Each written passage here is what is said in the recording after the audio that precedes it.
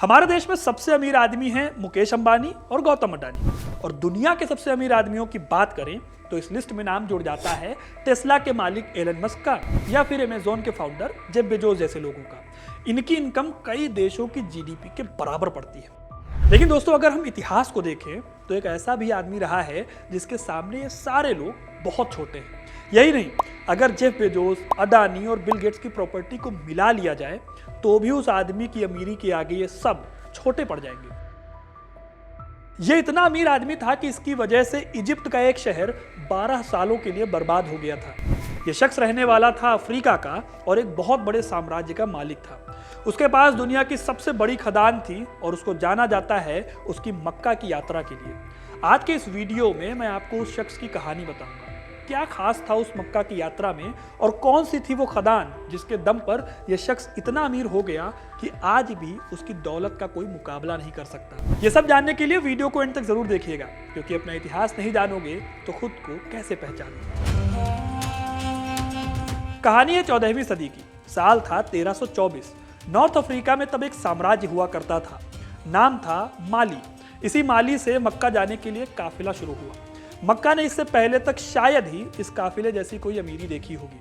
इस काफिले में 500 घोड़े थे जो कि सोने से लदे हुए थे। 48,000 बेहद आम और खास लोग थे। रेशम के कपड़ों से लदे इन सारे लोगों के बीच में एक ऐसा शख्स चल रहा था जो भीड़ से बिल्कुल अलग था, क्योंकि यही था दुनिया का सबसे अमीर आदमी, माली साम्राज्य का राजा। इस राजा के पीछे चल रहे थे 12,000 गुलाम और सोने से लदा ऊंटों का एक जत्था।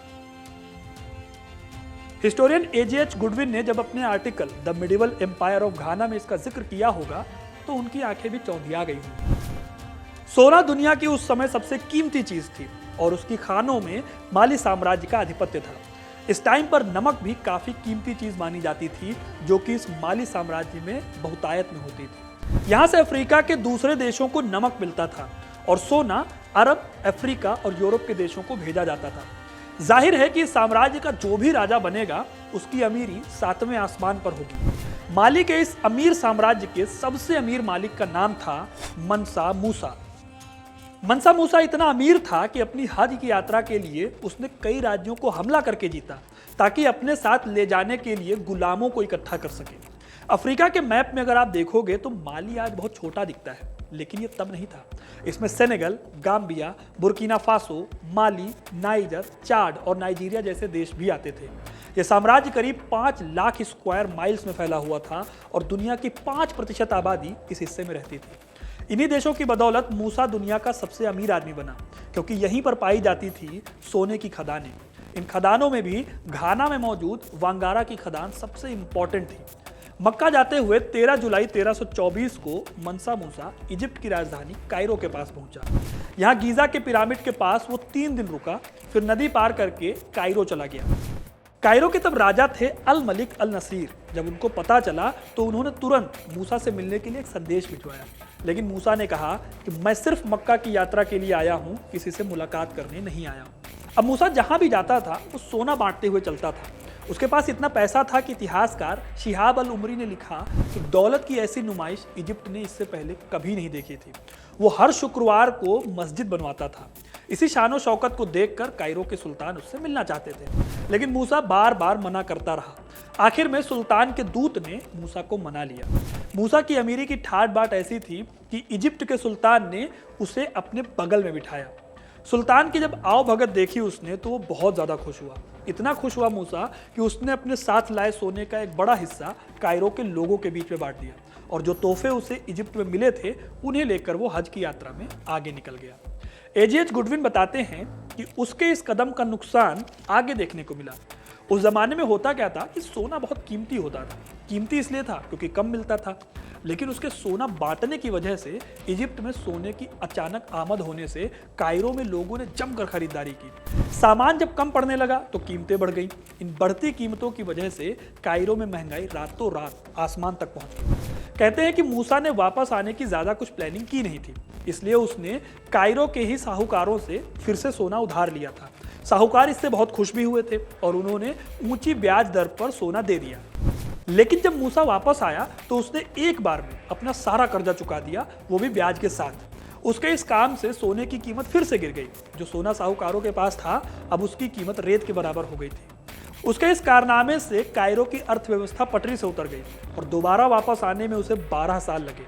अब मूसा तो वापस पहुंच गया माली, लेकिन उसकी दौलत ने कायरो को बर्बाद करके रख दिया। इतिहासकार कहते हैं कि उसके सोने की वजह से मक्का जैसे शहरों में भी महंगाई अपने पीक पर पहुंच गई थी। कायरो के इस किस्से की वजह से वो यूरोप में भी खूब प्रसिद्ध हुआ। यहाँ से लोग उसे देखने आने लगे कि वो कितना अमीर है। मक्का की यात्रा के बाद ही पहली बार मूसा की कहानी भी कागजों पर उतारी गई।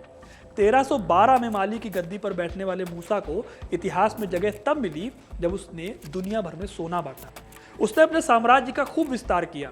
उसने टिम्बक्टू शहर पर कब्जा किया और इसे एक ट्रेड सेंटर में बदल दिया। टिम्बक्टू की जिंगारे बेर मस्जिद मूसा की बनाई गई कई मस्जिदों में से एक है, जो आज भी 21वीं सदी में सही सलामत बची हुई है। अब आपके मन में दोस्तों ये सवाल भी आ रहा होगा कि मूसा के पास आखिर कितनी दौलत थी।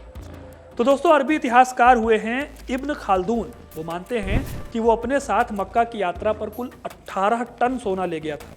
21वीं सदी में इसकी कीमत बैठती है 975 मिलियन डॉलर, यानी लगभग 8000 करोड़ रुपए। लोगों की अमीरी का ब्यौरा देने वाली वेबसाइट सेलिब्रिटी नेटवर्थ के हिसाब से मूसा के पास 400 बिलियन डॉलर के बराबर दौलत थी, यानी 32 लाख करोड़ रुपए। ये दौलत एलन मस्क की दौलत से डबल है। मूसा इतना अमीर था कि साल 1375 में जब बहुत मशहूर कैटलन एटलस को बनाया गया तो उसे सोने की एक गेंद पकड़े हुए दिखाया गया था। ये बताता है कि उसके पास अथाह दौलत थी। हालांकि ज्यादातर हिस्टोरियंस इस बात को मानते नहीं हैं, लेकिन इसका जरा भी मतलब ये नहीं है कि उसके पास कम दौलत थी। उस टाइम पर मूसा की दौलत को किसी करेंसी में लिखा नहीं गया, इसलिए हमारे पास इसके सोर्स बहुत कम है ये बता पाना कि उसके पास कितनी दौलत थी। लेकिन मक्का की उसकी यात्रा में उसने जो किया, हर शुक्रवार को मस्जिद बनवाई, बेशुमार सोना लौटाया, शहरों को बर्बाद कर दिया, उससे इतिहासकार इस बात को समझने की कोशिश करते हैं कि वो दुनिया का सबसे अमीर आदमी था। माना जाता है कि उसकी मौत 1337 के आसपास हुई होगी। उसकी मौत के कुछ सालों के बाद माली की सत्ता भी बिखरने लगी और 1380 के दशक में उसका एम्पायर खोखला हो गया। जैसा कि अमूमन होता ही है, एक ताकतवर राजा के सत्ता से हटने के बाद उसकी भव्यता को संभाल पाना बहुत मुश्किल हो जाता है। तो दोस्तों ये थी कहानी मनसा मूसा की, जो कि दुनिया का सबसे अमीर आदमी था, जिसके पास इतनी दौलत थी कि आज भी उस दौलत को कोई मैच नहीं कर सकता। आपको ये कहानी कैसी लगी हमें कमेंट करके जरूर बताइएगा। वीडियो को लाइक और शेयर करना ना भूलें और ऐसी इंटरेस्टिंग कहानियों के लिए हिस्ट्री कनेक्ट को सब्सक्राइब जरूर करें। धन्यवाद।